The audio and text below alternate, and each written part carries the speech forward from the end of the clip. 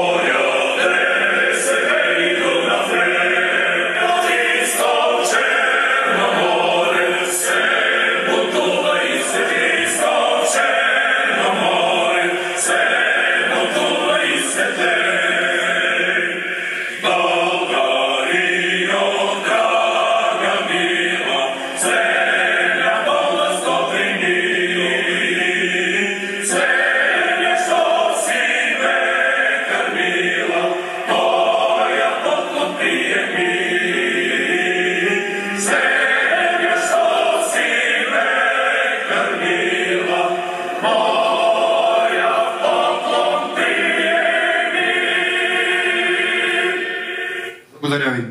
Че и силна, майка мене е родила, с хубост и блага обилна е родината ми мила. Аз съм българче обичам, нашите планини зелени, българен да се наричам, първа радост е за мене. Аз съм българче свободно, в край свободен аз живея. Всичко българско и родно, любя тача и милея. Аз съм българче и расна, в дни велики славно време. Син съм на земя прекрасна, син съм на юнашко племе.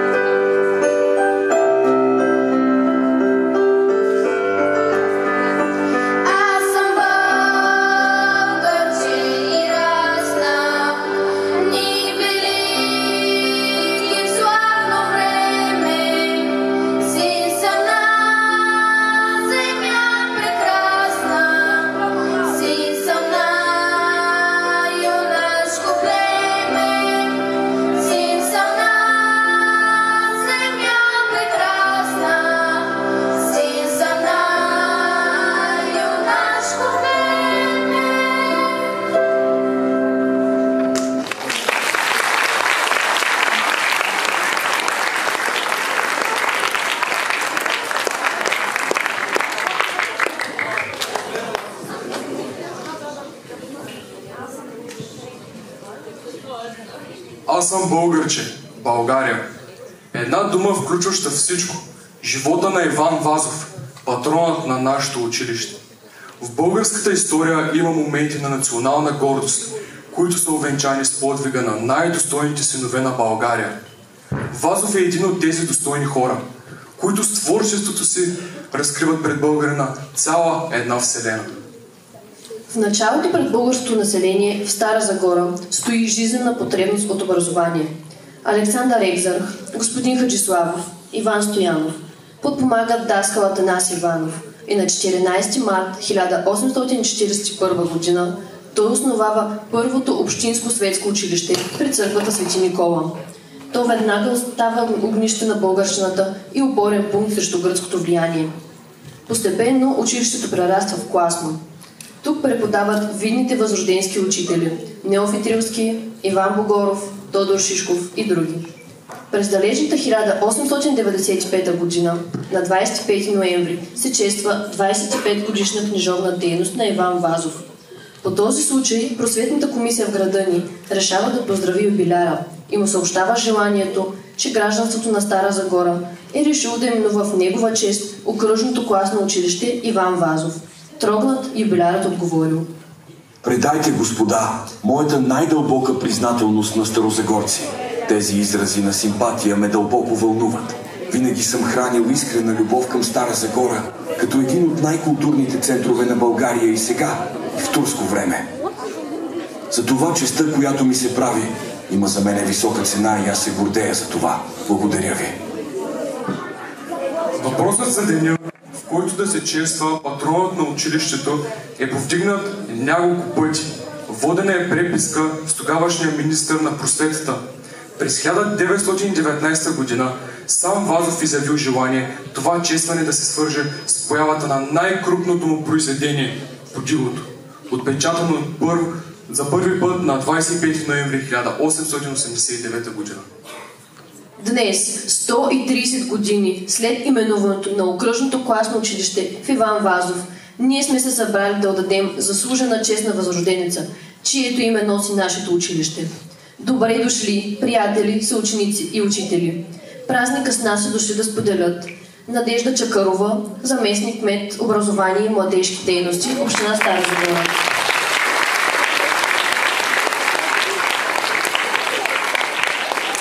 Иванка Сотирова, омбудсман на община Стара Загора.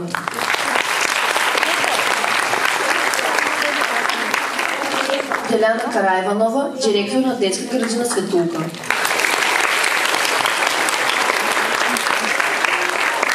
Любка Иванова, директор на детска градина Райна Княгиня.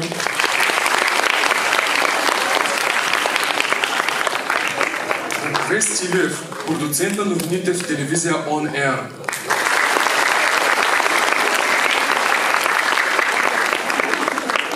Зорница Стеркарова, млад кмет на Стара Загора.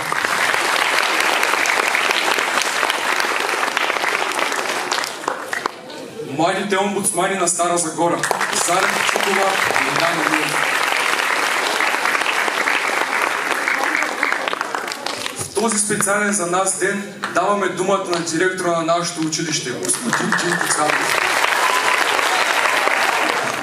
Уважаема госпожо Чакърова, уважаема госпожо Сотирова, скъпи ученици, колеги, приятели, на днешния ден преди 130 години старозагорската общественост, в знак на признание към таланта и труда на народния поет Иван Вазов, е взела решение да преименува Свети Николското класно училище с името на човека, в чието творчество е въплатил своята любов към нашия език, природа и несломимия български дух.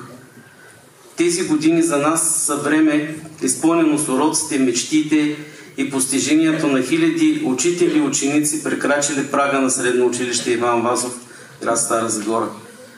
Подобно на Вазовото вечно творчество, което преминава от поколение на поколение, и нашето училище е фар, който повече от век осветява пътя на младите и любознателни деца и ученици. Благодаря на всички поколения учители, които със всеотдайност, мъдрост и план поддържаха жив огъня на просвещението. Ние не просто преподаваме знание, ние възпитаваме характери. Благодаря и на учениците на нашето училище, които разнасят славата му и доказват, че духът в нашите класни стаи е силен, креативен и способен да гради бъдещето на Стара Загора, на България. Благодаря и на родителите на нашите ученици, без чиято подкрепа нашият успех би бил немислим. Нека годините пред нас да бъдат изпълнени с още повече успехи, предизвикателства и дръзки мечти. Да продължим завета училището ни да бъде място за вдъхновение, където талантът се открива, а добродетелността се цени. Да следваме примера на Вазов и да бъдем мъдри, родолюбиви и непримирими в стремежа си към знание. Нека Вазов почива в мир, неговите песни все ще се четат. На много е лета. Честит празник!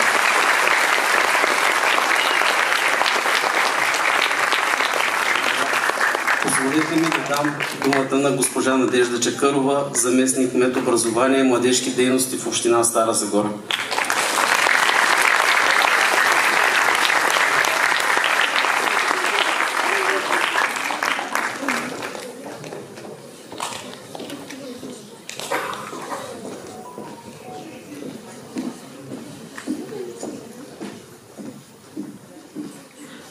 Уважаеми господин директор на Средно училище Иван Вазов, уважаеми представители на образователни институции, уважаеми преподаватели в училище Иван Вазов, уважаеми хора на образованието и културата в Стара Загора, уважаеми гости, уважаеми родители, и ще се обърна към вас, скъпи ученици. Днес е особено вдъхновяващ ден, защото днес всички заедно почитаме 130 години от патрона на училище Иван Вазов. Вашият патрон е всъщност патриарха на българската литература, човекът, оставил най-силни следи в писането, в словото, паметта му, която винаги е жива през неговите творби. И аз съм убедена, че всеки от вас знае стихотворението "Аз съм българче". Така ли е? Винаги пазете духа и се гордейте с вашия патрон.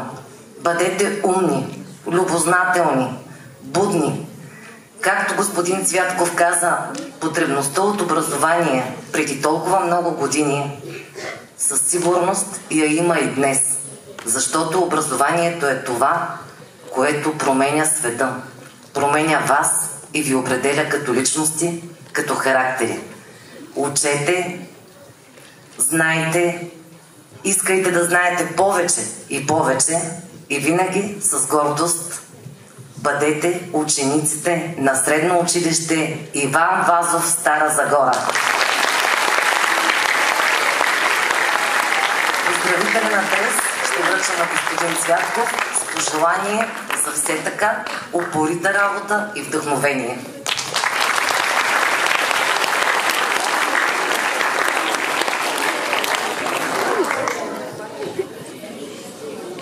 И цветя от кмета на община Стара Загора, господин Живко Тодоров.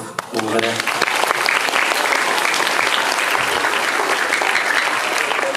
Благодарим за цветята и на младите омбудсмани. Роден в град Сопот, Вазов израства сред ония цветущи долини, които са самото сърце на България. Дете на голяма фамилия на търговеца Минчо Вазов и жена му Съба, той израства в едно многолюдно семейство на почтен и родолюбив търговец. Особено голямо влияние върху духовното развитие на Вазов оказва неговата майка, Съба. Тя с трогателна убеденост внушава на своя син, че България е най-красивата страна на земята. По-късно покровителства и неговите първи литературни стъпки, опазвайки тайната на младия поет, който започва да пише поезия още 14 годишен. Учил е в Сопот, в Колфер и в Пловдив. Работил е като учител, съдия, чиновник, публицист, бил и министър. Твори във всички форми на поезията, от краткия лиричен стих до поемата и от одите за възхвала до сатирата. Светът на Вазов е безпределен. Не е възможно той да бъде обходен, защото като писател в българската културна история, той пръв прави от литературата своя единствено призвание и съдба. Възпитан от възвишената възрожденска представа за писателя, обществен деец, патриот и будител. За него поезията е висока обществена мисия, изпълнение на патриотичния и социалния дълг, посветено изцяло на България, на нейната природна красота, на героичното име на българския народ. Написа едни от най-хубавите стихотворения за деца, Заедно с произведения за възрастни, той пише и творби, които са предназначени за деца. Творчеството му за деца може да се разгледа от две гледни точки. От едната страна са текстове, писани специално за невръстната аудитория, а от другата произведения, които не са писани за деца, но които по-късно са преминали от литературата за възрастни към литературата за подрастващи. Стихотворения за малките деца.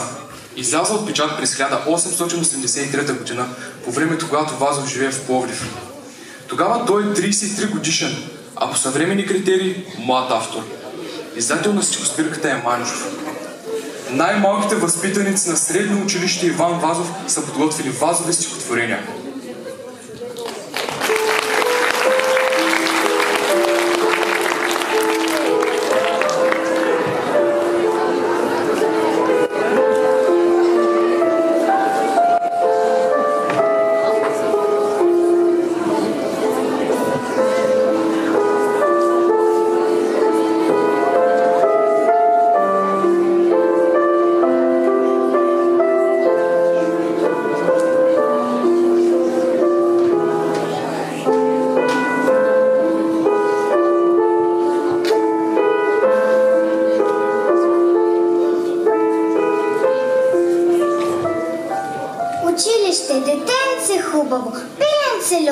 Къде е подмишница? Стас малка книжчица. Отивам, бабичко, макар и слабичко. Книга да се уча, добро да сполуча. Песента на синчеца. Малко цвете съм в полето, аз съм синия синчец. Любя въздуха, небето, кича полския венец. Кът небето се синея, ако ситно и да съм, с моята хубост хубавея, всяка нива слог и хълм. Аз съм синчец, аз съм радост, будило по мене не расте.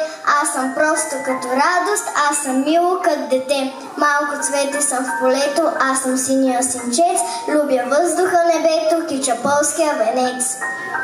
Зима, ето зимата настана.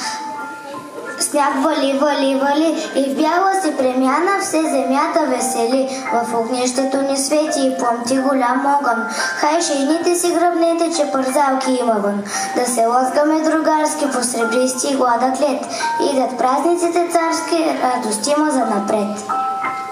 От ще починем, разпът нам ще дадат и човече ще да чинем, ще се валяме в снегът. Коледа, Васил ще дойдат и кравай ще ни дарят и децата ще да ходят да се оваква честисат. Звездица, звездица ясна, защо угасна, нощта отива, денят навива, аз бързам мине, в небото сине, да се почина, дор до мрачина, а моята кака, зорница красна, ще да причака зората ясно.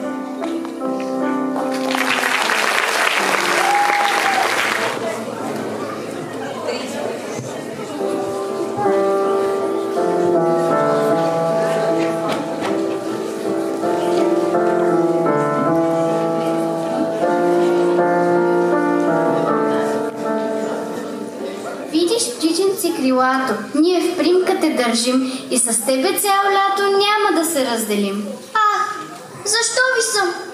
Бъдете милостиви в този час, да хвъркна ме пуснете. В примката ще умра аз. Не грижи се, мила птичко, дърси в нашите ръце. Ще те храниме със всичко, захарчица с млечице. Мляко, що не разбирам, захар, аз и не кълвя, само зрънца знам да събирам и мушици да ловя.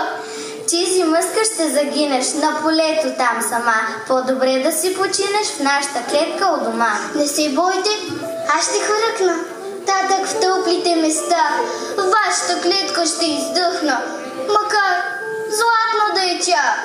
Мила птичко, ти не знаеш как е харно тука. Виж, че с нас ще си играеш, няма що да се боиш.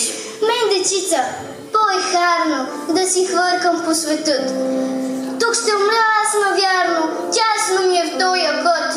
Право казваш, пилеклето, тук на мъка ще живееш. Хай храни си към небето, на свобода да си пееш.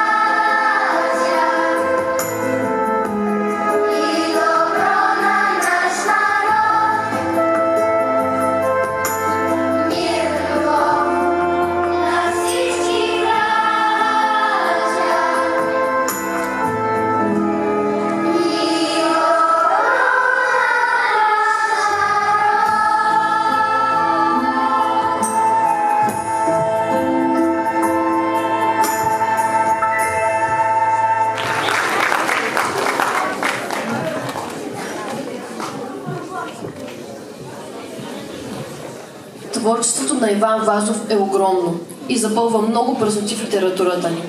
В прозата Вазов създава разкази, повести, романи, пътеписи, а българската природа, която е източник на вдъхновение за много поети, за Вазов е Божие творение, по-съвършено дори от човека. Творецът признава, че в нейния свят човек се чувства свободен като птица. Известно е, че във времето от 80-те години на 19 век до 1920 година Вазов не пропуска да удостовери с пътепис всяко свое пътуване из родината. Без значение е дестинацията, известен или непознат природен обект. Важно е той да носи заряд на български дух. Вазов оставя над 70 пътеписа и очерци за природен или социален феномен. Нека погледнем в едно кътче от пътеписите, събрани в книгата "Живопис на България", и да видим красотата на природата през очите на Иван Вазов.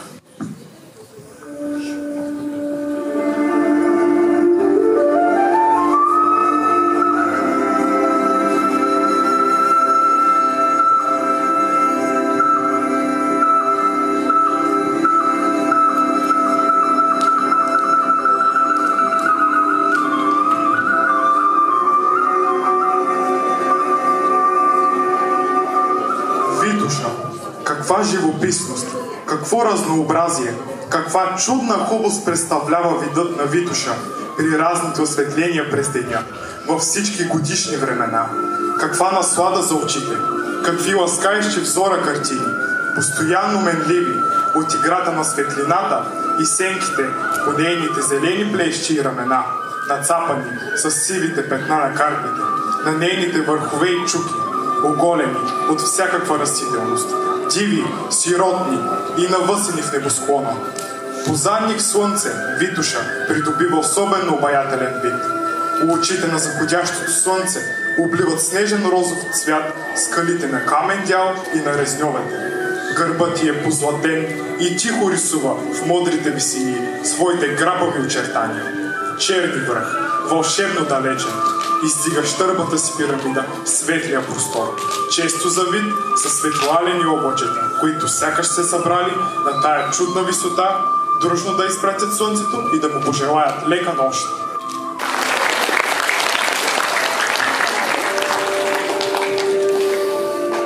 Рилан. В центъра на Балканския полуостров се издига един от най-величествените му масиви – Рилан. Този масив по величината на многобройните си върхове, по строежа, по флората, по тучните пазбища, по езерата си, по снегопокоритите си висове, а главно по величността си наумява австрийските Алпи. Гледана от всяка страна, Рила прилича на една крепост, издигната до облаците. Само един достъп дава тая гигантска крепост във вътрешността си. То е проумът. През този проум един от най-живописните и дивите, що може човек да срещне с България, пъхли по течението на реката Стар път до самия Рилски манастир, прочутата историческа обител на България. Този манастир е една от най-грамадните сгради на Балканския полуостров. Се белее и стърчи приветливо в самото сърце на Великата планина. Той един оживява, той е безлюден и населен горски свят. Весели го се омая на старинни спомени от първото българско царство. Спомени едни преживели векове.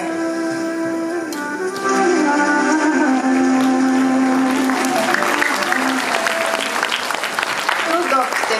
Тая класическа планина или по-добре планини, защото Родопите са един безконечен куп вериги, гребени, бърда, разхвърляни между плодовитата долина на Марица и Бялото море. Тъй много споменувани от елинските историци и дивно възпявани от Хорация, са населени главно с българи. И какви чудни красоти! Качвали ли сте се на върха при Бяла черква?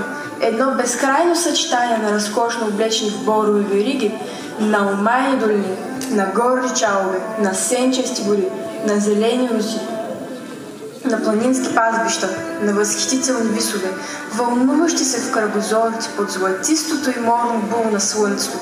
Една дивна и широка панорама, дето се смешат хармонически най-разнообразните форми, линии и багри, всичката гама на зеленото. Това е една омая за очите, едно пиянство за душата.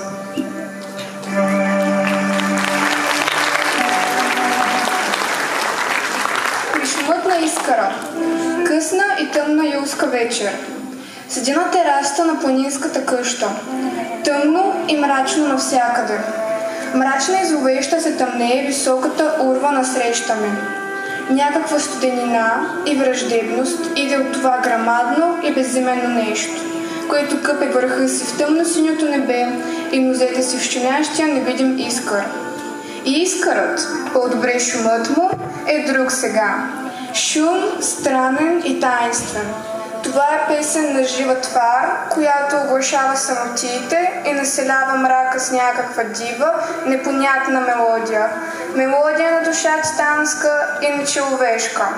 Скръб, тъга, гняв диша в тая песен или в това ридание. За какво ридае реката? От какво се мъчи? Защо е гневна? Аз напразно напрягам слух да доловя някой смисъл, да отгадна някакъв отговор. Не, нищо. И невидимата река тече и шуми в тъмнината и живее своя чужд ням живот. Нейната душа не буди в моята нищо човешко и земно.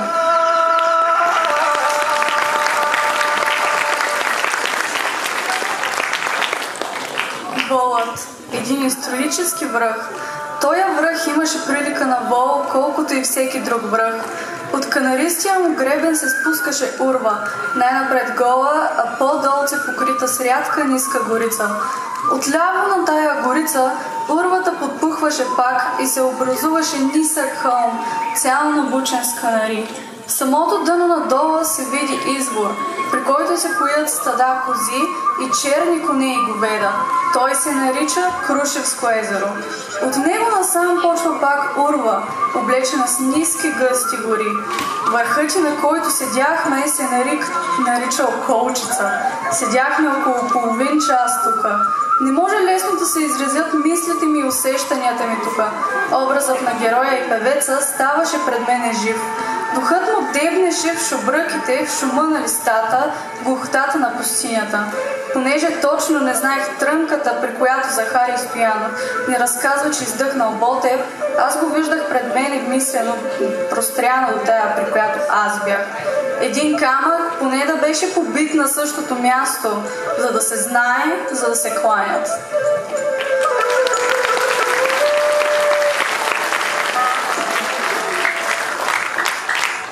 Розовата долина и Тунджа. Долината на розите трябва да я посетиш през средата на май, ако желаеш да попълваш море от трендафили. Но и сега тя колко е прекрасна, колко сила и фантазия природата магесница е похарчила, за да окичи пролетното и рухо. Старозагорското поле очудва погледа с богатството си и с наименността на хоризонта си. Казанлъшката долина го омайва с разкошната си пъстрена и величественост. Додето ти стига окото, гледаш бляскаво зелени ливади, нежно карифявени морави, живописни ландшафти, гюлови градини, вече разуменили и заблагоухаяли, пресни поляни, през които ручат бистри планински бари и всичко това прошарено с купове горици от кестини, орехи, сливи, череши, круши, дрянове, ябълки, вишнове, празно разцъфтели. А през сред тая панорама, между върбалици и шумящи брястове, вие се млада Тунджа и шари чудни меандри по зелената равнина.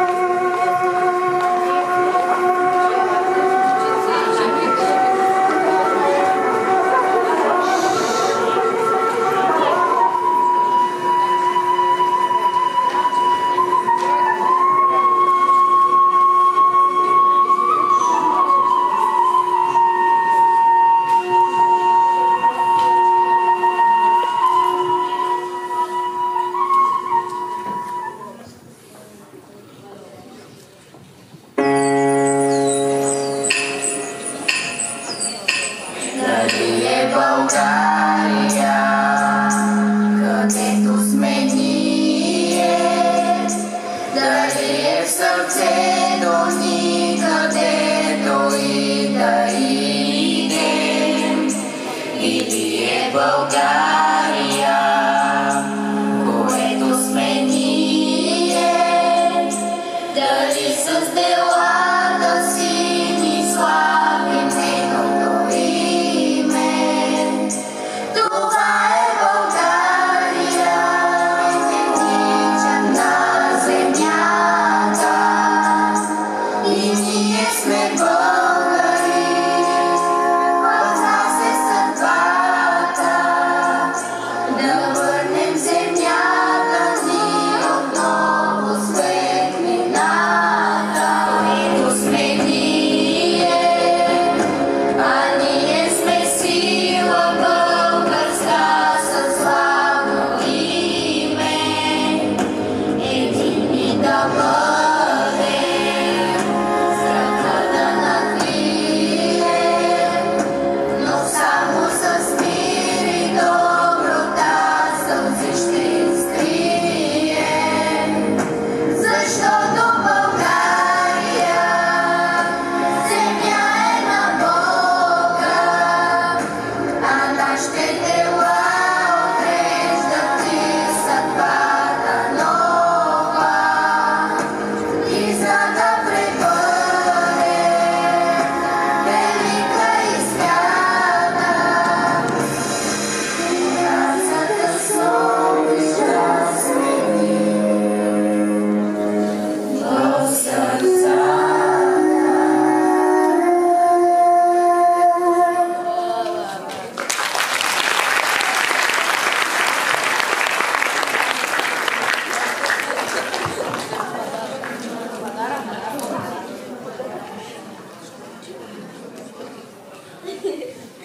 Любовта на Вазов към природата е неделима от националното му чувство.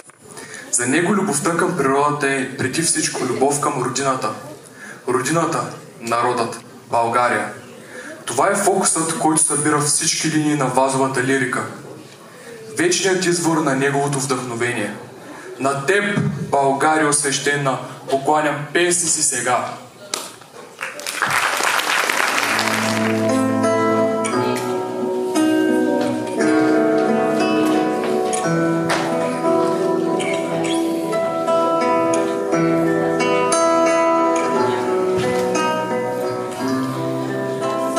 На България, на теб, България свещена, покланям песня си сега. На твоите рани, кръв безценна, на твоята жалост и тъга, на твоите сълзи и въздишки, на твоите страсти и тегло, и на венеца мъченешки, кой грей на твоето чело? Прокуден тук в чужбина, далеч от твоите гори, сърцето ми сега проклина тирана, който те мори. Приеми те с песни, майко мила, отек на жалостния ти зов и плод на сладката любов, с коя душа се ме пълнила. Приеми те с песни, пълни с гнев, кът вихара, що пее под рума. Ту жални, кът шумът на струма и като горския напев.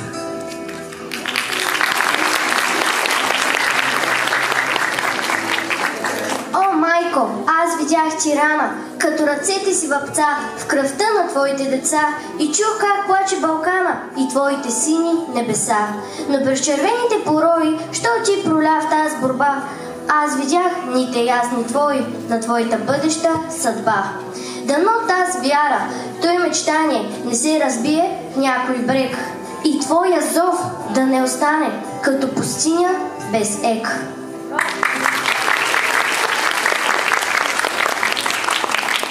България, обичах те, когато бе рубиня и влачеше позорния хомот и всеки зов към по-добър живот на теб минуваше като през пустиня.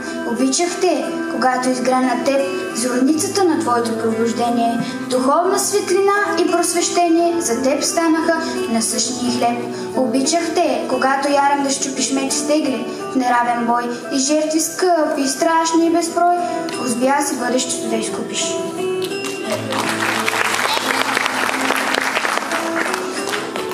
Обичах те, когато заблестя свободата на твоите Балкани, кога на твоите пепелища рани живот разкошен буйно зацъфтя. Здрависах те, кога света зачуди Присливница с победни си ура и първите си лаврици набра, и мощ знайна се от теб пробуди. Обичах те, когато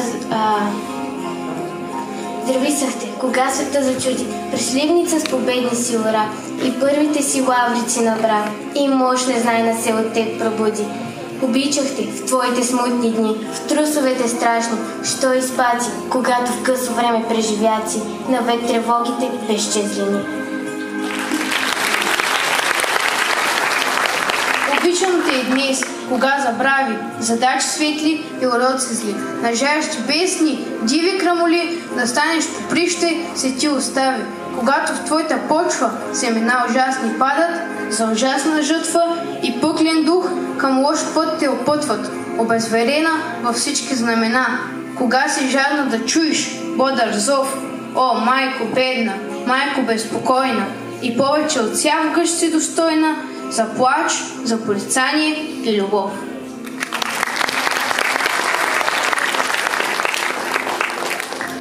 Българския език прекрасен, кой те не рога и кой те пощади от хули гадки. Слушал ли се някой досега в мелодията ти от звуци сладки?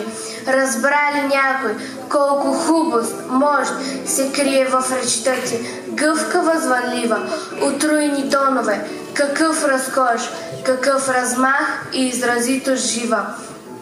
Не, ти падна от общия позор, охулен, опетнен, с думи кални, и чуждите, и нашите в хор отрекоха те, о език страдални.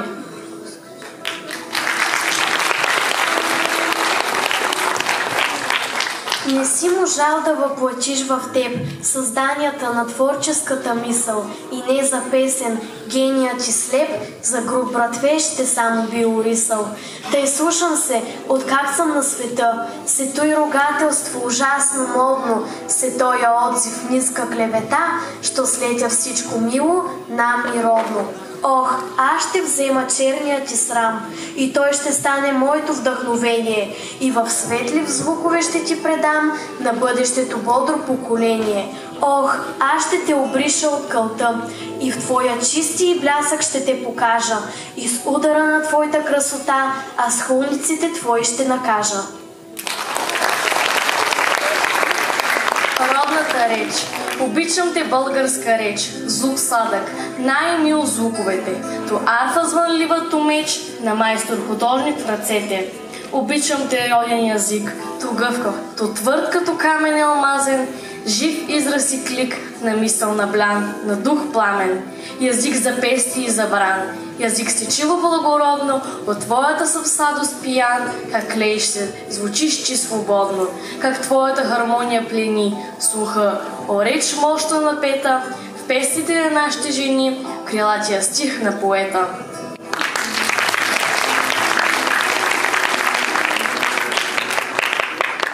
Моят път от ранните си младини живях, за мен си не, а за народа. От ранните си младини запях, за родина и за свобода. В духа на цели поколения лях, любов към своето, вяра в себе. Отречен и охулен се видях, Българио, че любих тебе.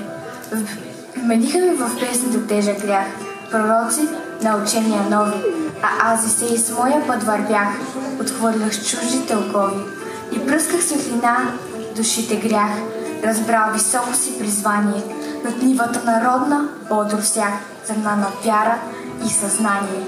И с тази земя се радвах и болях, любих и в щастие и в незгода, и моето битие всецяло слях с битието на народа.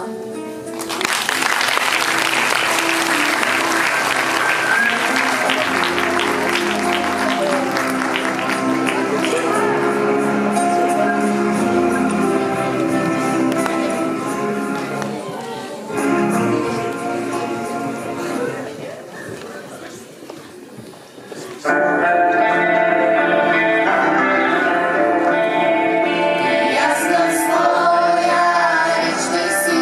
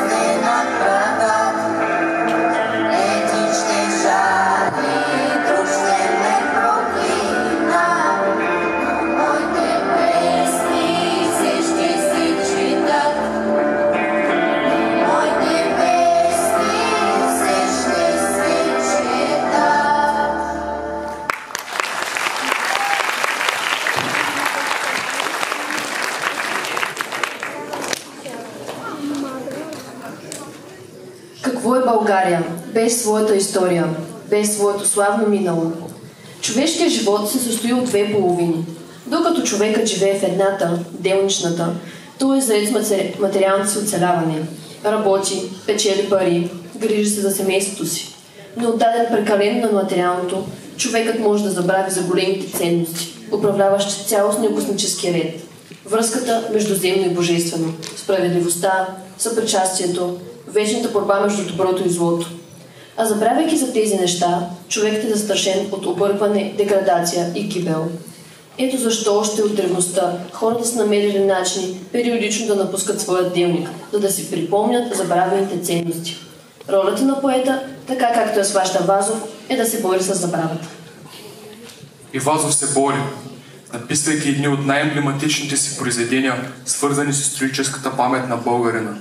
Като политически емигрант в Одеса, за да заглуши мъката по изгубената родина, той започва да пише роман за подготовката, избухването и погрома на априлското въстание в родния си край. Романът по Дигото, роден от дълбока носталгия по родината, става една малка енциклопедия за българския живот от последните години на робството. Станал първия български роман по Дигото е най-превежданата наша книга в чужбина.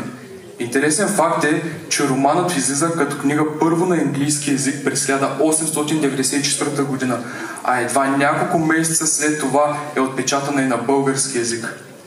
Причината за забавянето на българското издание е фактът, че то съдържа 24 красиви илюстрации, които тогава изисквали доста време, за да бъдат направени.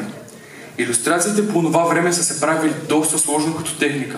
Наемали са се артисти от сълза и смях, преобличали са ги, поставили са ги в конкретна обстановка, след което са ги заснемали с старите фотоапарати. И чак когато снимката е била готова, всъщност се е давали на художника. И той по нея вече е рисувал съответната илюстрация. Славният образ на миналото, превърнат в вечен извор на национално самочувствие, е епопея на забравените. Вазов пише стихотворенията от цикъла в периода между 1881 и 1884 година. По това време основният патос на неговата поезия е свързан с мотива за забравените възрожденски идеали и подмяната им с материални ценности. Оставя на нас, поколенията, героичния спомен, за да не забравяме своята история, да не забравяме, че България е дала много синове, герои за нашата свобода. Епопея на забравените.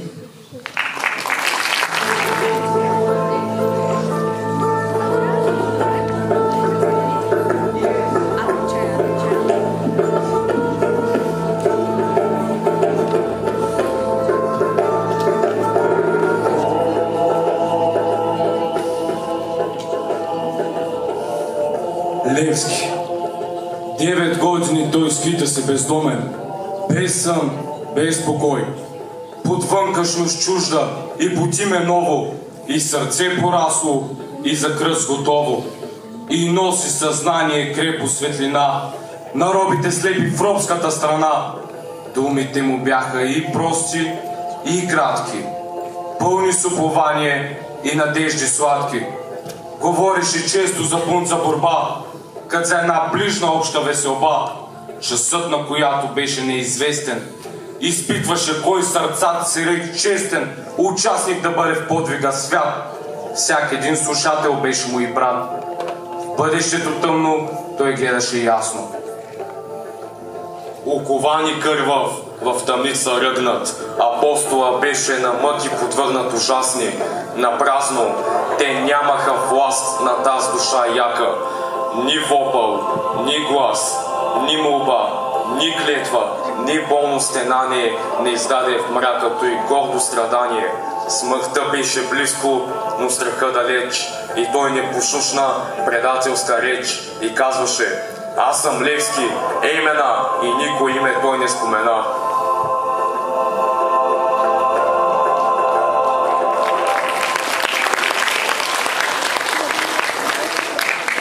Бенковски, 15 дена, без отдих, без хлеб.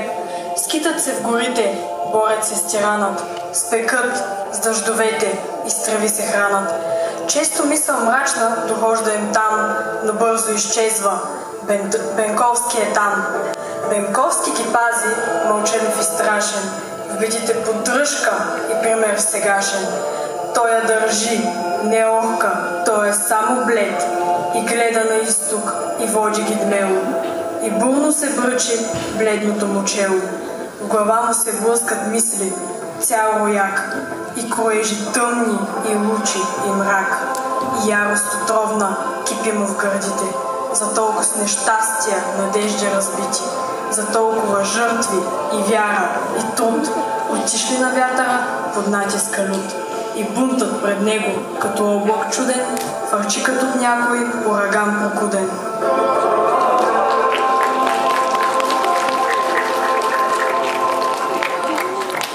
Кочо. О, движение славно, о, мрачно движение, дни на борба горда, о, дни на падение. Епопея тъмна, непозната нам, епопея пълна с геройство и срам. Храмът беше пълен с деца и невести, с въстаници бодри и бащи злочести, които борбата в тези зидове збра, участта си всякой вече я разбра. Борците държаха и никой от тях създаване срамно уста не отвори и лицето си първи да си опозори. Оградата беше прилична на пещ, задушена пълна, с въздух горещ и с дим барутен. Свирепият глад издаваше своят вик познат. Децата пищаха оплашени бледни пред майки убити и трупове ледни.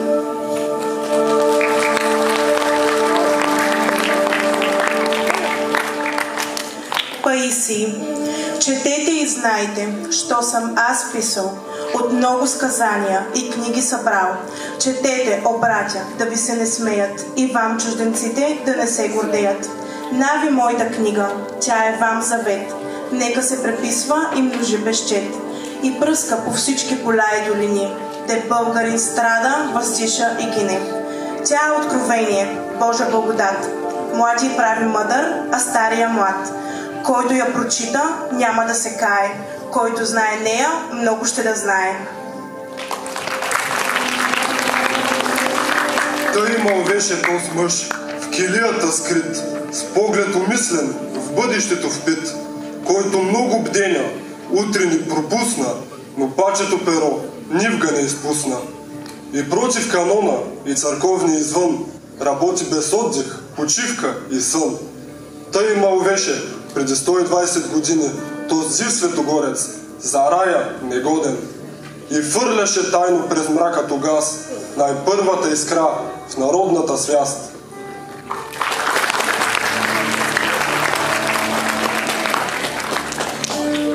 Караджата, в това по-долго време, в балканските гарди, войските хванаха Караджата храбри. Той беше юнака с горещата кръв. Караджата храбри, в битките пръв. Мъдрит съвета, орел в планината, зачетата гордост, слава за борбата. На Хаджи Димитър съратник и брат, като него храбър, като него млад. Чувства се велик, двамата горяха, на същото знаме служители бяха. Жив образ и плът, единия беше главата, другия умът.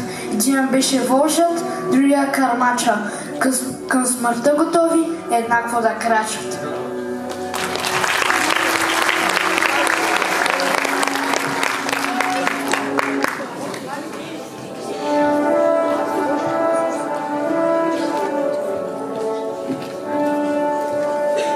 Опълченците на Шик, нека носим и още срама по челото, синила от бичо, следи от теглото. Нека спомени лючи от дни на позор, да висне като облак нашия кръгозор.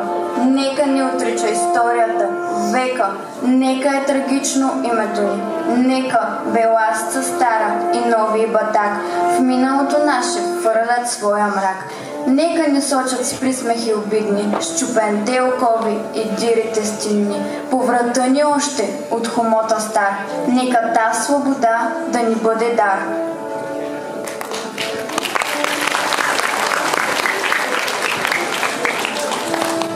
Нека, но ние знаем, че в нашето недавно свети нещо ново. Има нещо славно, що гордо разсупва нашите гърди и в нас чувства силни, големи пути. Защото там не иде, навръх планината, що небето синьо крепи с рамената, издига се някой див, чудовен връх, покрит с бели кости и с кървав мък. на безсмъртен подвиг, паметник огромен, защото в Балкана има един спомен. Едно име, що вечно живее и в нашата история като легенда грее. Едно име, ново, голямо, антично, като Термопили славно безгранично, що отговор дава и смила срамът и на клеветата струшава зъбът.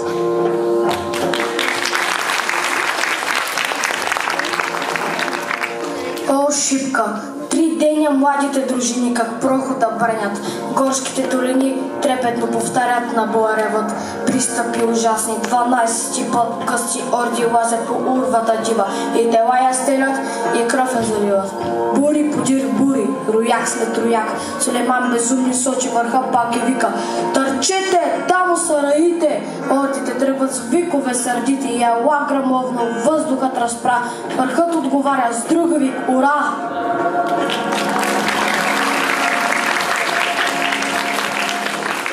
И с нов дъжд куршуми, камъни и дърве. Дружините наши, оплискани с кърви, пушкати отблъскват, без сигнал, без ред. Всякой гледа само да бъде напред и гърди геройски на смърт да изложи. И един враг повече мъртва да положи. Пушкала теклят, турците реват, насипи налитат и падат и мрат. Идат като тигри, бягат като овци и пак се завършват българи орловци. Като лъвове тичат по страшни редут, не срещат ни жега, ни жажда, ни труд.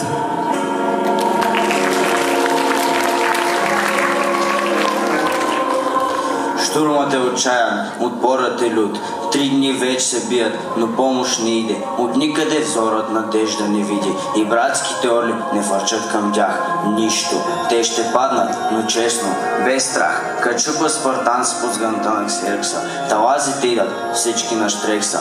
Последният напън вече е настанал. Тогава Столетов, нашия генерал, ревна гороломно: млади опълченци, венчайте България с лаврови мечти. На вашата сила царят повери прохода, войната и себе дори.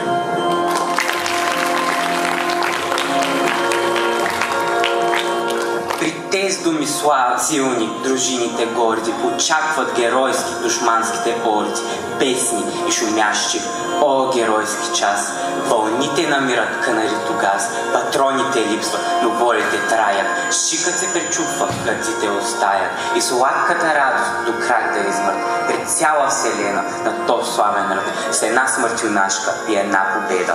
България цяла сега нас гледа, той е враг висок е, тя ще ни съзре, ако би бегали да мрем по-добре. Няма вече оръжие, има хекатомба, всяко дърво мече, всякой камък бомба, всяко нещо удар, всяка душа план, камъни и дърви изчезнаха там.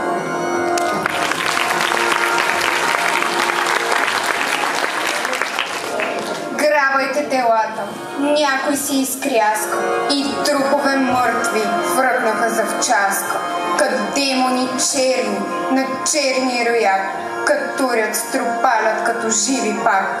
И турците тръгнат, друг път не видели, в едно да се бият живи и умрели, и въздухът цепят с демонски вик. Боят се обръща на смърт и на щик. Героите наши, като скали твърди, желязото срещат железни си гърди. И фърлят се с песни свирепата сеч, като виждат харни, че умират веч. Но вълни по-нови от орди дивашки гълтат, потопяват орляка юнашки. И още миг ще падне заветният хълм. Изведнъж Радецки пристигна с гръм. И днес йож Балканът, щом буря зафаща, спомня този ден бурен, шуми и препраща. Славата му дивна, като някой ек, от урва на урва и от век на век.